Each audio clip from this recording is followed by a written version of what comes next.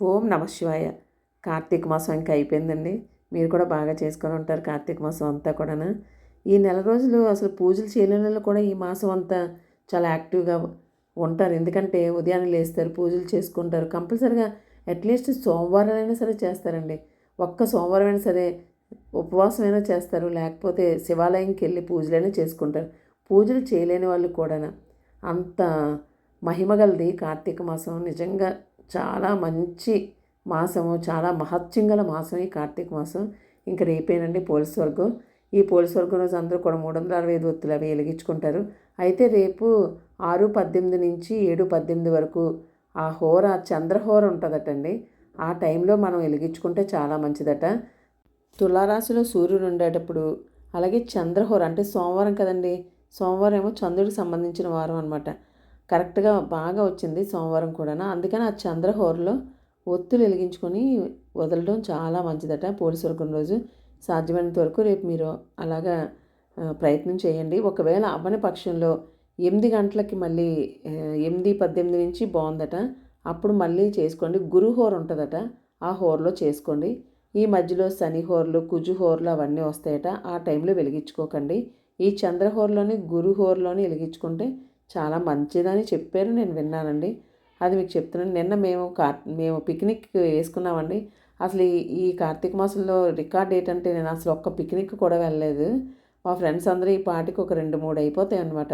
అసలు వెళ్ళలేదు. ఎప్పుడు కూడా సాయిబాబా గుడిలో వనభోజనాలు పెట్టుకుంటామండి. ఆడవాళ్ళందరం కూడా మా 3 కాలనీలు కూడా కలిపి పెట్టుకుంటాము. అలాగా నిన్న అది అయిందండి అక్కడ. అది చూపిస్తూ నేను మీకు అధ్యాయం వినిపిస్తానండి. చివరి అధ్యాయం 30వ అధ్యాయం అండి. కార్తీక వ్రత మహిమ ఫలశ్రుతి. నైమిషారణ్య ఆశ్రమంలో సౌనికాది మహామునులకందరికను సూత మహాముని తెలియజేసిన విష్ణు మహిమను, విష్ణు భక్తుల చరిత్రములను విని ఆనందించి 1000 నోళ్ల కొనియాడిరి.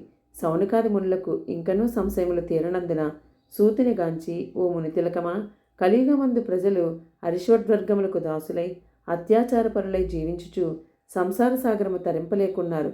అటువంటి వారు సులభంగా ఆచరించు తరుణోపాయమైన ఏదైనా కలదా? ధర్మములన్నిటిలోనూ మోక్ష సాధనకు ఉపకరించు ఉత్తమ ధర్మమేది? దేవతలందరిలోనూ ముక్తునొసంగు ఉత్తమ దైవం ఎవరు? మానవుని ఆచరించి ఉన్న అజ్ఞానమును రూపుమాపి పుణ్యఫలమిచ్చు కార్యమేది? ప్రతి క్షణము మృత్యు వెంబడించుచున్న మానవులకు సులభముగా మోక్షము పొందగల ఉపాయమేమి? హరినామస్మరణ సర్వదా చేయుచున్న మేము ఈ సంశయములతో ఉన్నాము కాన దీనిని వివరించి తెలియచేయండి కోరిరి. అంత సూతుడు ఆ ప్రశ్న ఆలకించి, ఓ మునులారా, మీకు కలిగిన సంశయములు తెలుసుకొనవలసినవి. కలియుగమందుల మానవులు మందబుద్ధులు, క్షణిక సుఖములతో నిండిన సంసార సాగములను దాటుటకు మీరడిగిన ప్రశ్నలు మోక్ష సాధనము కాగలవు. కార్తీక వ్రతం వలన యాగాది క్రతువులోనొచ్చిన పుణ్యము, దానధర్మ ఫలితము చేకూరును. కార్తీక వ్రతము శ్రీమన్నారాయణకు ప్రీతికరమైన వ్రతము. ఇది అన్ని వ్రతముల కంటే ఘనమైనదని శ్రీహరి వర్ణించి ఉన్నారు. ఆ వ్రతమహిమ వర్ణించుటకు నాకు శక్తి చాలదు. అంతే కాదు, సృష్టికర్తయగు బ్రహ్మదేవునికి కూడా సఖ్యము కాదు. అయినను సూక్ష్మముగా వివరించేదను. కార్తీక మాసమందు ఆచరించవలసిన పద్ధతులను చెప్పుచున్నాను, శ్రద్ధగా ఆలకించండి.